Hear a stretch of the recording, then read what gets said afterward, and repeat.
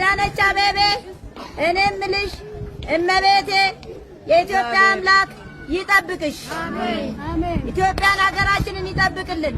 አንቺ ደግሞ ለሴቶች እንደዚህ አድርገሽ ለሰጠሽው ሺህ አድርጎ እግዚአብሔር ይስጥሽ። አሜን።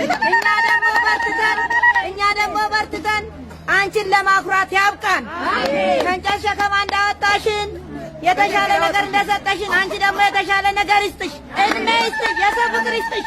አሜን። እኔ አመሰግናለሁ በበኩልሽ።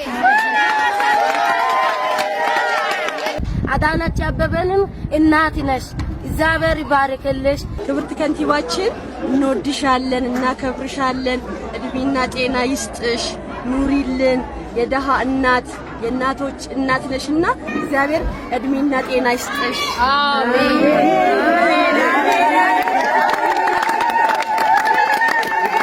እድሜ ጤና ይስጣት። አሜን። እሱ ይጠብቃት። አሜን። ከኛን ያዛት። አሜን። እናታችን ናት አዳነች አቤቤ እና አመሰግናታለሁ። በጣም ነው ማመሰግናት፣ በጣም ነው ማደንቃት። እንደሷ አይነት እናቶች ይብዙልን። እናታችን ከንቲባ አዳነች አቤቤ በጣም እናመሰግናለን። ያደረግሽልን ነገር በጣም በቃላት የሚገለጽ አይደለም። እድሜና አዳነች ሁላችን እድሜና ጤና አምላክ ይስጣችሁ። ከጫካው አንስተሽ ነው፣ ከጅቡ አንስተሽ ነው፣ አቅም የሌላችሁም አቅም ሆነሽ ነው። ከጫካው አንስተሽ እዚህ ከተሹ። ያለበሱት ይለበሱ፣ ያልበሉት በሉ፣ ያልጠጡት ጠጡ።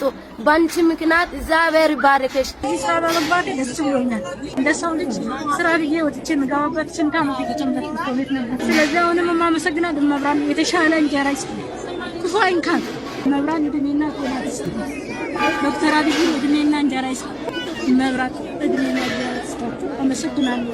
እኔ ማመሰግነው ዶክተር አብይ ካንቲባም ማመሰግነው። ማንም በፊት አስታውሰኝም ነበር። እኔ ደስ ብሎኝ ነው ማመሰግነው። ዶክተር አብይ በጣም እናመሰግናለን። ምክንያቱም እኛ የሰው ቤት የሰው ኩሽና ከዛም ሲቀር ደግሞ በጫካ ጉልበታችን ጎብጦ ቅጠል ለቅመን እንጨት ተሸክመን ልጆችን ማዝለን በጭንቅላታችንም ተሸክመን ነው የምንኖረው ነበረ። ነገር ግን አሁን ይሄንን ድርጅት ተከፍቶልን እዚህ ጉለሌ እንጀራ ቤት ገብተን እየሰራን ነው። እግዚአብሔር ይመስገን። ሁላችንም እናመሰግናለን። እድሜና ጤና ይስጠልን። አዳነች አቤቤ እድሜና ጤና ይስጥሽ። አንቺ በሰጠሽን ስራ እናኮራሻለን። ትልቅ ደረጃ እንደምንደርስ ተስፋ አለንና እናመሰግናለን። እድሜና ጤና ይስጥሽ፣ ኑሪልን። ምንም አልጎደለኝም።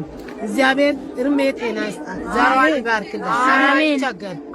እሷ ደግሞ ደብረ ቁስቋም እመቤቴ አምጥታ ያደረገችን እሷ ይጠብቃል። አሜን። ለቤተሰቦቿ ትኑር፣ ለእኛም ትኑር። ላንቺ እኛን ጸላለሁ። እግዚአብሔር ይባርክሽ፣ ጌታ ከክፉ ይጠብቅልሽ። በጣም እናት ሆነሻል። እግዚአብሔር ይባርክሽ።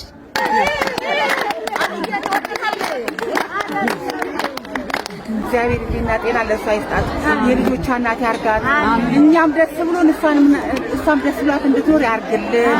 ጤናና እድሜ ይስጣት፣ ሰላም ይስጣት። ለእኛም እንደዚህ እንዳደረገችን ለእሷም ፈጣሪ ተስፋውን ያለምልብላት። እኔ እናንተን አስተካክላለሁ፣ ሰው አደርጋችኋለሁ። ለምንድን ነው እንደምትወጡ በእንጨትላ አውጣለሁ። ሰው አድርጋናለ፣ ብርሃን አሳይታናል። ብርሃን ይስጣት። እንዲሁም ከንቲባችን ወይዘሮ አዳነች አቤቤ እናት በመሆንሽና እኛን በመመልከትሽ በጣም ደስተኛ ነኝ። እኔ እዚህ አዲስ አበባ ምድር ላይ ተወልጄ ያደግኩ ነኝ። በጣም ነው የማዝነው፣ ግን እድል አልሳካልኝ። የአረብ ሀገር ሄጄ 4 ዓመት ሰርቼ መጣሁ። እሱም አልተሳካም። ሕፃናት 3 ልጆች ወልጄ አሁን በጫካ ሽቦ ግቢ በሚባል ጫካ በማይሆን ህይወት በኩሽና በታች በሆነ ማር ቤት እና ሽንት ቤት መሀል የምኖርና ልጆቼ ሳምባ ምች በሽታ የሚያዛቸው በዚህ ምክንያት ነው።